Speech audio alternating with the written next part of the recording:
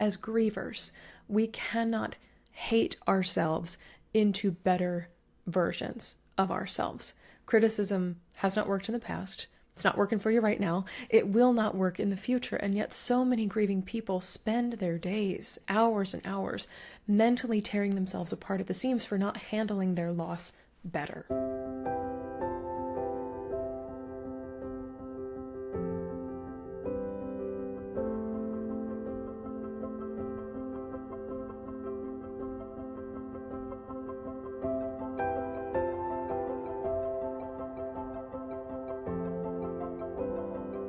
Hi there, grief growers. I am so grateful to be here with you on the show today, as always.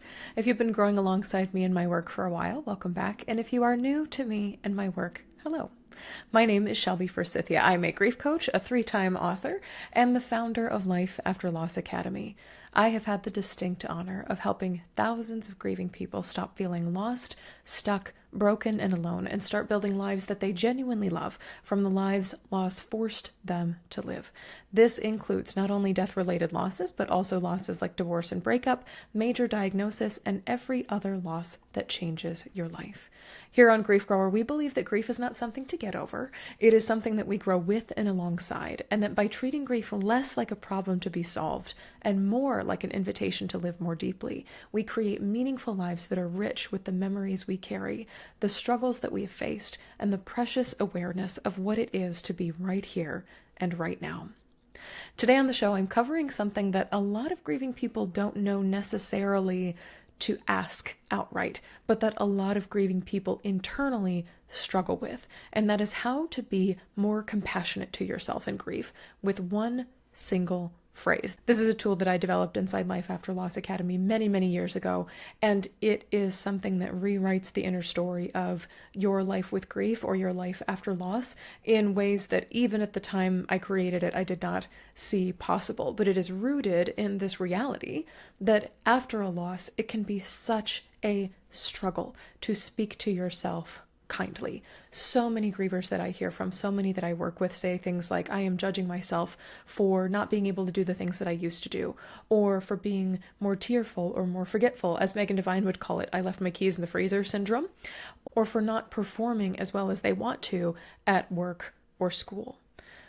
But something that I believe, and that I had to learn the hard way after my mom died in 2013, is this. It is, if criticizing yourself fixed everything, every single one of us would be 110% healed. I'm going to say that one more time. If criticizing ourselves fixed everything, we would all be 110% healed.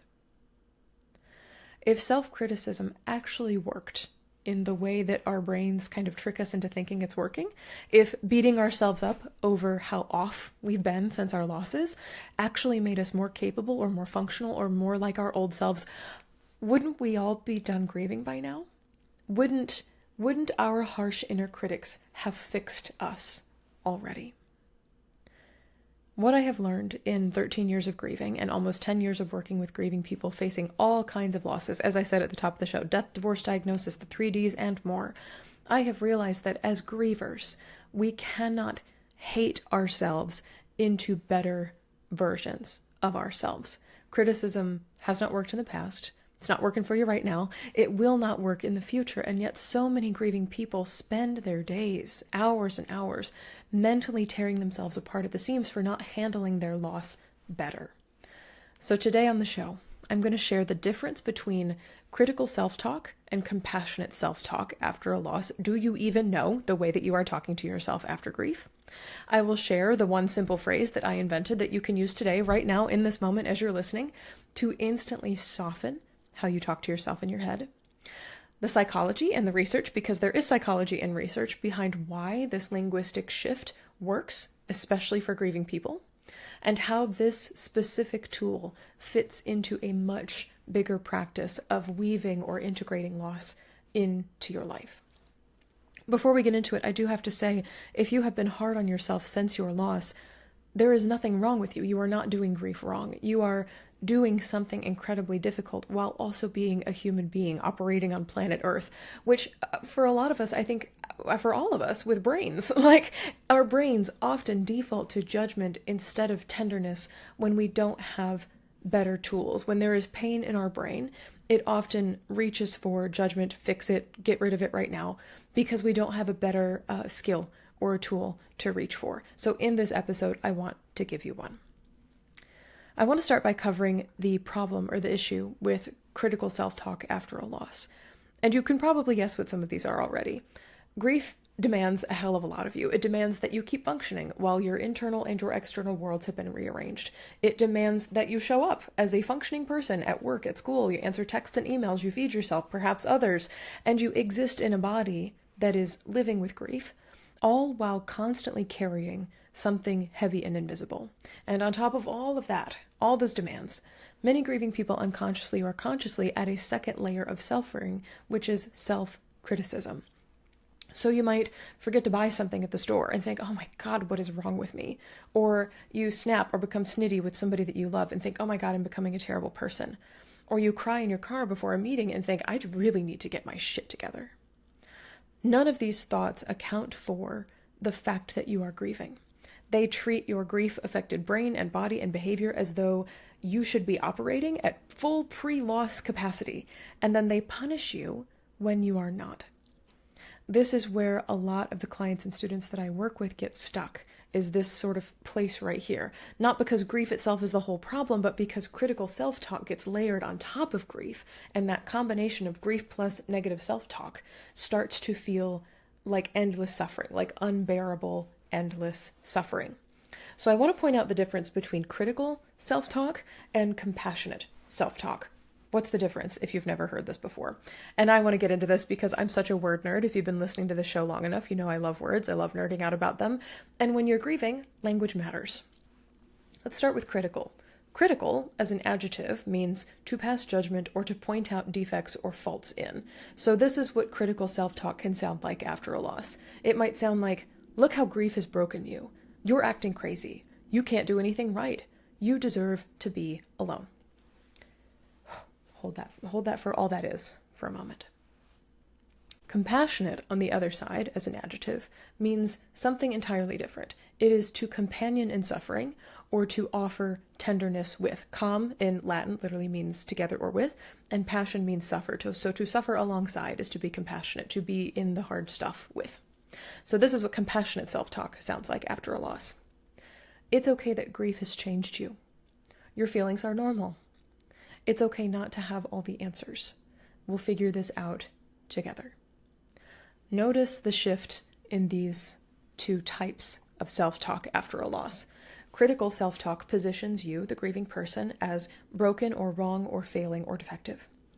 Compassionate self-talk positions you, the griever, as a person going through something incredibly hard and also deserving of the same tenderness or kindness that you might offer a friend or a loved one. So it is worth asking yourself, when I make a mistake in grief, or I forget something, or I'm struggling to function, which voice do I default to? Am I critical or am I compassionate? And if you don't know, if you're struggling to answer this question, one of my favorite tidbits or tips for you is to try speaking your inner thoughts aloud. For many grieving people, the voice of criticism can come out harsher or meaner or frustrated, while the voice of compassion is usually very calming and empathetic. For example, the phrase, "you're not who you used to be," sounds so much different with a cruel tone, a critical tone, than it does with an understanding one. The first is judgmental, the second is kind. So to say, "you're not who you used to be," critical. "You're not who you used to be," compassionate. See if even speaking your inner thoughts aloud and the tone with which you speak them can help you recognize, are you being more critical towards yourself, or are you being more compassionate? Are you being more judgmental? Are you being more kind? See which one your thoughts most often fall into. The tool that I want to teach you today, it's something that I teach inside my free workshop, Grow Through Grief, which you can find in the show notes for this episode. And it is literally, like no joke, my students' favorite tool for creating instant self-compassion in grief. And it is this. All you have to do is add the phrase "while grieving" to whatever you're doing or thinking throughout your day. While grieving. It looks like this. You could say, I'm brushing my teeth while grieving. I'm getting groceries while grieving. I'm listening to this podcast while grieving. I'm answering emails while grieving. I am making dinner while grieving. I am sitting through a work meeting while grieving. I'm trying to fall asleep while grieving. I'm laughing at something funny while grieving. I am forgetting where I put my keys in the freezer syndrome, while grieving. I am showing up to a birthday party while grieving. I am scrolling my phone while grieving. I am having a hard time making a decision while grieving. I am living my life while grieving. The teeny tiny addition of these two words does two important things. The first thing it does is releases the frustration and the inner wrestling that comes from expecting yourself to function like your before loss, pre-loss self. Of course you forgot something on the bus. Of course that meeting at work felt harder than usual. Of course watching that TV show made you cry. You are doing all of that while grieving, which is an enormous invisible weight to carry on top of an ordinary task. Once I had a client who was struggling to go to the grocery store after her dad died. She was his caregiver, and she was really upset as to why it felt like such a hard task, when in her life before, going to the grocery store was like a mundane thing that she did every week. And I joked with her in the style of the Lord of the Rings meme, so if you know this, you know this. One does not simply go to the grocery store while grieving. And during our session, I said, not only are there carts and crowds at the grocery store, there is his favorite snack in aisle 4, a song he loved playing over the speaker system, a stranger who reminds you of him if you squint from far away. There are fluorescent lights that feel way too bright for grief brain. There is the beeping of the checkout station. Not to mention, when you get to the register, there's the financial stress of not knowing if you'll have the money to pay for this, and then the practical logistical stress of driving there and back amongst other drivers making whatever decisions they're going to make that day. And on top of that, there is carrying in and unloading the groceries and deciding where they go in your kitchen. Of course, grocery shopping is hard. You are grocery shopping while grieving. And just noticing, like, you are not just grocery shopping. You are not doing what you used to do in life before loss. You are doing everything that you used to do before loss, now with the added weight of grief. You are grocery shopping while grieving. Look at the amount of compassion that opens up. This is where we get to the second wonderful benefit of this phrase, because it is just as important. These two words open the door to noticing all of the incredible ways that you are still functioning, not in spite of your grief, but inclusive of it. Not in some future version of yourself that has grief like handled or has your shit together. This phrase, while grieving, celebrates who you are and what you are capable of right now while grieving. You got out of bed while grieving. You went to work while grieving. You showed up for your kid's recital or your friend's birthday party while grieving. These are not small things. What is happening is endurance and resilience in real time. So something I want you to ask yourself as you listen today is, what did I do today in this moment while grieving that deserves a little bit more credit than I have been giving it? Reflect on that. Get back to me. Send me an email. Comment on social media. I would love to hear what you are doing while grieving. Now I want to get into why this works. The psychology behind why while grieving is a really helpful phrase. These two words might feel too simple to be effective, but it is actually rooted in real and evidence-based psychology and data. There's a thing in therapy, or a type of therapy, called narrative therapy, which is a blame-free practice that helps clients rewrite their inner stories. And one of the foundational moves or tools is separating the person from the problem. So instead of your story being, I am broken, the rewrite of that, the rewrite of the narration in narrative therapy becomes, grief is affecting me a lot right now. I am not broken. I am a person operating inside of a broken experience. That really small shift in language matters, because when you get stuck inside of a problem, you create a story about yourself, thinking that you maybe are the source of your suffering, and it reinforces this painful identity of, I am the source of my suffering, there's no way out, I am stuck, and it makes it harder to access a more compassionate or accurate view of what is actually going on in your life. So adding while grieving is a form of narrative therapy. It externalizes the grief, it makes it so that you are not the problem, and it keeps grief from collapsing into your identity. It interrupts a story that says, I am the reason why my life is awful, and turns it into a kinder and, frankly, more truer one. I am a person doing my best to live inside of a really awful experience. There is also a body of research on what psychologists call self-distancing, which is popularized by the researcher Ethan Krauss and all of his colleagues. Their work suggests that even tiny, tiny shifts in language, how we speak about things, how we think about things with words, can create psychological distance from things that we find distressing, which helps us process the experiences that we're going through with more objectivity and less overwhelm. And my favorite part is the less overwhelm.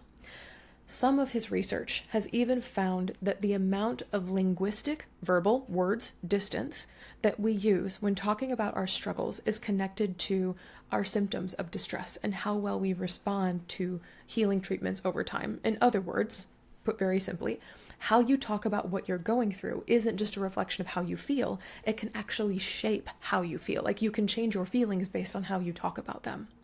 So while grieving is a tiny 2-word act of linguistic distancing and narrative reframing wrapped into a phrase that is simple enough to use literally while you are doing the dishes, while grieving. I love this phrase so much, I can't even tell you.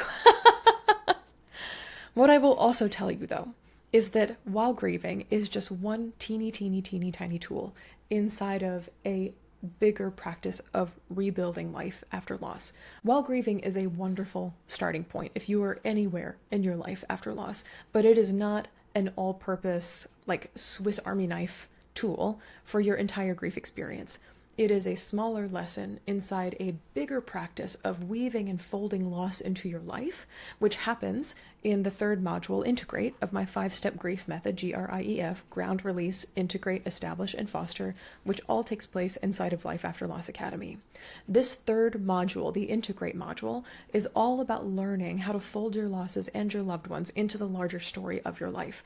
So instead of treating grief as something that is separate from you, that you're supposed to eventually get over and leave behind, which we don't believe in on this show, it is something that helps you compassionately fold in grief with your life so that you are able to live alongside it as you move forward, as you rebuild again. And integrating compassionately feels dramatically different than integrating or trying to integrate while also criticizing yourself. Because when you try to integrate your grief with your life with criticism, it feels like you're failing. Like, why are you so broken? Why are you doing this? I need to get my shit together. Like, these are ways that you talk to yourself when you're critical.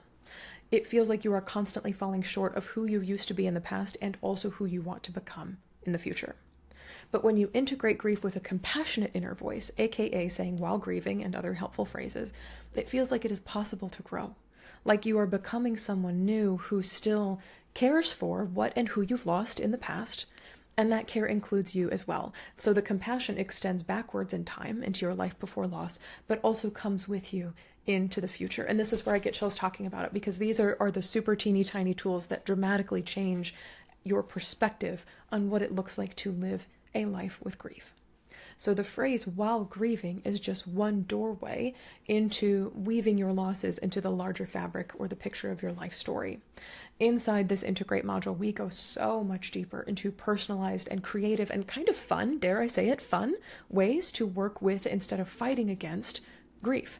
And this helps you build a life that is rooted in compassion for everything that you have been through, rather than a life filled with criticism for all the ways that you feel like you're falling short. And it makes such a huge difference when you are carrying the already heavy weight of grief.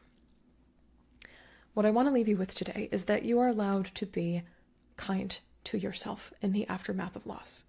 I think a lot of people think that the trick to getting through grief or getting over grief is disciplining themselves into wellness or being healed again. And like I said at the beginning of this show, if criticizing ourselves fixed everything, we would all be 110% healed, because this is how we talk to ourselves most of the time.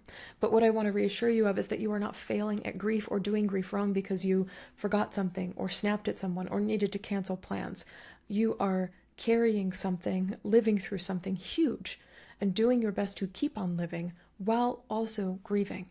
And this deserves your compassion, not your criticism. So the next time that you notice a harsh inner voice creeping in, I hope you will try this instead. Name what you are doing and add while grieving. And notice what shifts in you, emotionally, mentally, physically, even spiritually. See how rewriting your inner story impacts how you feel about living inside of it, because you have to live inside of it. There's no escaping your story. I'm so sad to say. Like, there is no escaping the things that have happened to you in your life. But you can be more compassionate to yourself as you live that life by using the phrase, while grieving. If you loved this phrase, if you want 2 more of my students' favorite tools for building a life alongside grief, integrating grief into your life, I would love it if you would watch my free workshop called Grow Through Grief. It is a short, practical preview of everything that we do inside of Life After Loss Academy, and it is available whenever you are ready to watch it. It is just an hour long, and you can find it in the link in my bio. I hope this brings you some comfort, an opportunity to play with words, and a doorway into releasing the voice of criticism that maybe lives inside your head while grieving.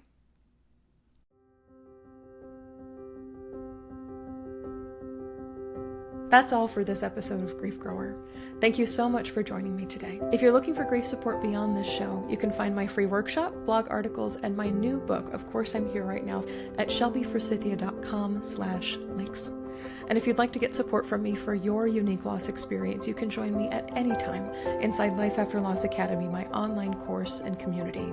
As a student, I will walk you through my 5-step grief framework, GRIEF, for rebuilding after loss, and you can get live coaching from me every single week to answer your questions. Replays are always available if you can't attend live. It's just $33 a month to join, or $22 a month if you're a marginalized or financially stressed griever, and you pick the price that works best for you. If this podcast felt validating, comforting, educational, or otherwise helpful to you, please subscribe and leave a review on Apple Podcasts or Spotify. And be sure to share Grief Grower with a friend, because you never know what someone you love is going through. Grief Growers hosted by me, Shelby Forsythia, with theme music by Addie Goldstein. Until next time, Grief Growers, I see you. I am so proud of you and the work that you're doing in the world while grieving, and I love you. Because even through grief, we are growing.